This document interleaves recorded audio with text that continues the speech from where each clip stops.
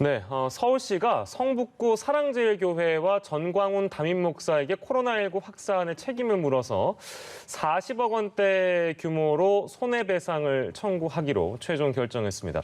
법적인 쟁점은 무엇인지 계속해서 저희가 좀 짚어보도록 하겠습니다.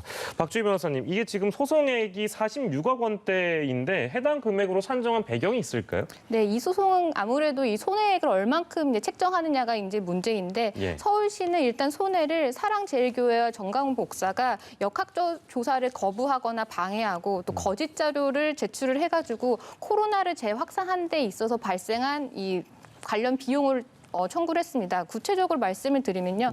이 코로나 재확산으로 인해서 확진자가 발생된 데 대한 치료비, 그리고 자가격리자에 대한 생활지원비, 그리고 생활치료센터 운영비, 그리고 아무래도 이 사회적 거리두기가 2.5단계로 격상이 되면서 교통량이 감소가 되었는데 그것 때문에 시내버스나 마을버스 이용이 이제 줄어들면서 이 손실이 입은 비용, 그리고 전수조사를 위해서 공무원들이 뛰어다니면서 발생했던 야근 비용 이런 것까지 다 포함을 해서 46억으로 책정을 했다고 합니다. 그렇군요. 요목조목 짚어주셨는데 그렇다면 지자체가 종교기관이나 개인을 상대로 방역 비용에 대해서 구상권 청구했던 전례 이런 게 있었나요?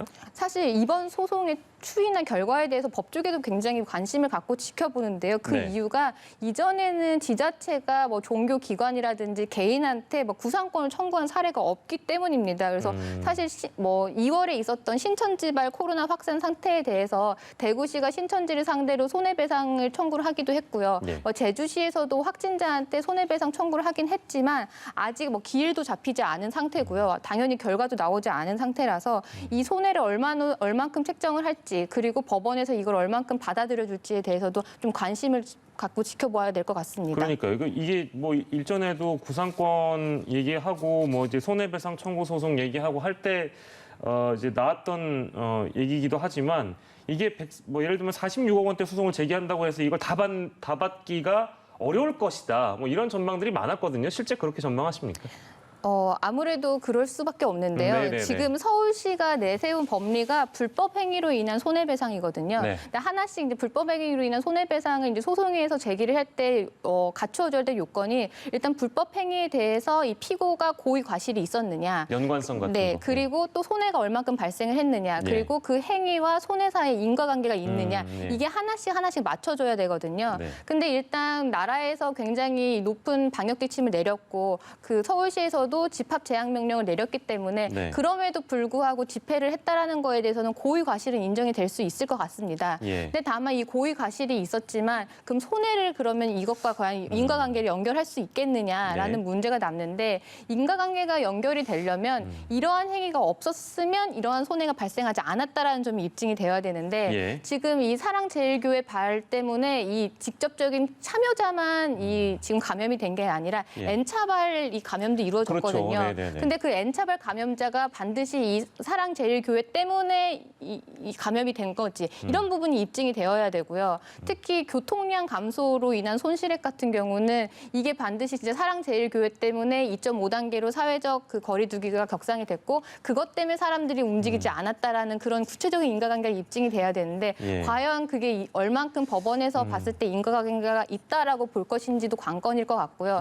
두 번째는 또 설사 만약에 46억이 승소를 한다고 해도 이 정광훈 목사라든지 아니면 사랑제일교회가 그거를 변제할 수 있는 자력이 있는지 그 부분도 하나의 또 쟁점이 될 것 같습니다. 그래서 왜냐하면 판결을 받는다고 해도 그게 끝난 게 아니라 그걸 통해서 집행을 해서 회수를 해야 되는데 그 회수도 만만치 않을 것 같습니다. 그 자력이라고 하면 그 사랑제일교회 측의 경제력 이런 걸 말씀하시는 겁니까? 46억을 배상할 수 있는 자력이 과연 있느냐 그 부분도 하나의 관건이 될 것 같습니다. 만약에 자력이 없으면 어떻게 해요? 그러면 사실은 판결은 받지만 보통 이런 민사 소송에서 민사 소송으로 내가 이러한 권리가 있다라는 걸 확인받는 것과 그 권리를 확인받아서 집행하는 건 별개인데 상대방이 자력이 없으면 사실은 이 내가 판결을 받았다라고 하더라도 돈을 회수하지 못하는 경우도 발생을 하거든요. 그래서 지금 이런 사랑제일교회라든지 정광훈 목사가 46억을 변제할 수 있는 과연 돈이 있을까 그 부분도 한번 지켜봐야 될 것 같습니다. 그러니까 쉽지 않은 것 같습니다. 방역 비용과 관련해서 관련해서 구상권 청구하는 사례 판례 자체가 없는 상황에서 아까 말씀하신 대로 이제 과실과 어떤 피해에 대한 연관성 이런 것을 어떻게 좀 입증하는 건가? 입증이 제대로 될지도 좀 의문이기도 하고요. 쉽지 않은 문제인 것 같습니다. 자, 그리고 보석 조건 어겨서 전광훈 목사 재수감이 됐는데요. 근데 다시 또 보석 신청해서 근데 법원이 신문 따로 진행하지 않고 이거 기각해버렸잖아요. 배경이 뭘까요? 네, 뭐 지난번에 법원이 전광훈 목사에 대해서 보석을 허가를 하면서 그냥 네. 무제한적인 보석을 허가한 게 아니라 부과한 조건이 있었습니다. 네. 조건이 일체 집회나 시위를 하지 않는다라는 조건을 붙였는데요. 근데 했으니까요. 네, 광복절 집회로 이미 뭐 부과된 조건을 어겼고 본인 스스로가 뭐 감염이 되기도 했기 예. 때문에 법원 입장에서는 이런 상황에선 재차 보석을 허용할 필요도 없다 이렇게 판단을 한 것 같습니다. 예. 근데 뭐 보도된 바로는 이미 이 전광훈 목사 측에서는 이 보석 그 기각 결정에 대해서 항고장을 좀 제출했다고 합니다. 항고장을 제출했다는 얘기는 그 불복하겠다라는 불복해서 네네. 다시 청구하겠다? 네. 그러면 다시 제자리 걸음이 되는 건가요? 근데 아마 법원에서 똑같은 결론을 내릴 것 같습니다. 아, 그럼 또 네. 법원은 또 기각하면 네. 되고 그럼 그 다음에 또 항고할 수 있습니까? 아니 그렇지는 않습니다. 아, 그럼 네. 그 항고 횟수 정해져 있어요? 네, 항고에서 정해져 있기 때문에 그 예. 부분은 법원에서 어차피 똑같은 결론을 낼 것 같습니다. 아, 그래요? 알겠습니다. 요 내용이었고 저희가 주제를 좀 넘기겠습니다. 오늘 오후 2시에 진행된 판결 내용인데요. 허위 소송 그리고 교사 채용 비리 등의 혐의로 재판에 넘겨졌었습니다.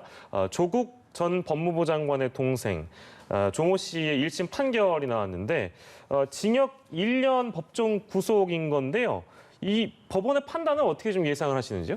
법원의 판단은 어떻게 좀 보십니까? 네, 죄송합니다. 법원에서는 지금 업무방해죄만 인정을 해서 징역 1년을 선고를 했는데요. 사실 이 조 전 장관의 동생의 사건에서 이 쟁점은 그 웅동재단의 허위 채권을 만들어서 그걸로 네네. 허위 셀프 소송을 해가지고 그 재단에 대한 이 채권액을 굉장히 부풀렸다. 네. 그게 쟁점이었는데 그거에 대해서는 지금 법원이 무죄를 내렸고요. 네네. 다만 이 인정한 부분에 있어서는 2016년에서 2017년에 있었던 네. 그 웅동 중학교에 이게 사회교사를 채용을 하면서 그 지원자들로부터 돈을 받아가지고 예. 그 시험 문제와 답안지를 보내줬다. 네. 그 부분에 대해서만 인정을 했는데 그 부분도 사실은 쪼개봐야 되는 게요. 예. 그 행위에 대해서 검찰이 적용한 법은 배임 수재죄, 그러니까 업무와 관련해서 돈을 받은 그것과 예. 그걸 통해서 이 업무를 방해했다는 업무방해죄 두 죄를 적용을 했는데요. 예, 예. 법원에서는 배임 수재죄는 또 무죄라고 봤습니다. 배임 왜냐하면 수재가 무죄라고 봤다. 네, 왜냐하면 이 당시에 그 조건 씨가 이 웅동 학원에 있어서 채용 담당자가 아니었기 때문에 예. 그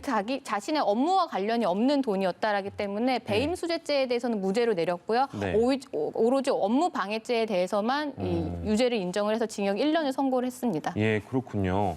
근데 그 앞서서 이 증거 인멸 혐의에 대한 부분 재판부가 지적했는데 이거 저희 얼마 전에도 요 내용 아주 다른 사건에 대해서 유사하게 다룬 바가 있는데 증거 인멸의 경우에는 그러니까 내가 내 증거를 인멸했을 때는 혐의 적용이 불가능하고 타인이 내 증거를 인멸하거나 그러니까 그 타인은 그 증거인멸 혐의가 적용 가능하고 내 증거를 타인에게 이거 인멸해달라. 그러니까 교사죠. 네. 교사를 만약에 하면 그거는 적용이 가능한데 지금 이 상황은 그러니까 조국 전 장관의 동생의 경우에는 그러니까 증거인멸을 같이 했다? 같이 했기 때문에 공동정범으로 봐야 된다? 이 의견을 재판부가 낸 거잖아요. 네. 이거 좀 쉽게 좀 설명해 주세요. 네, 그 범죄자한테 그러니까 우리가 뭔가 처벌을 하려면요, 예. 그거를 하지 않을 수 있었는데 했다라는 거에 대해서 과책을 묻는 거거든요. 예. 그러니까 뭐 사람을 때리지 않을 수 있었는데 왜 때렸냐, 그 부분에 대해서 죄가 있다라고 묻는 거기 때문에. 네네네네. 근데 범죄를 저지른 사람은 사람 심리가 숨기고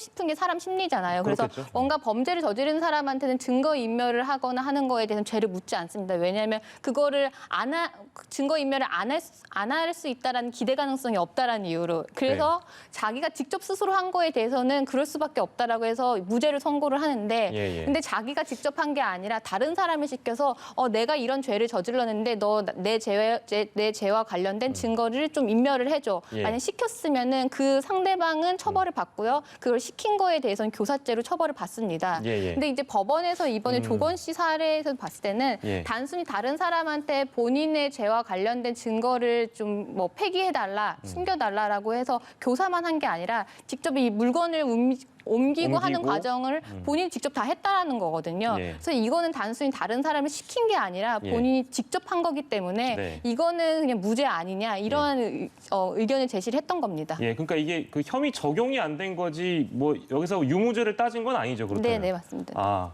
알겠습니다. 요 내용까지 저희가 만나봤습니다. 오늘 긴 시간 박주희 변호사와 함께했습니다. 고맙습니다. 네.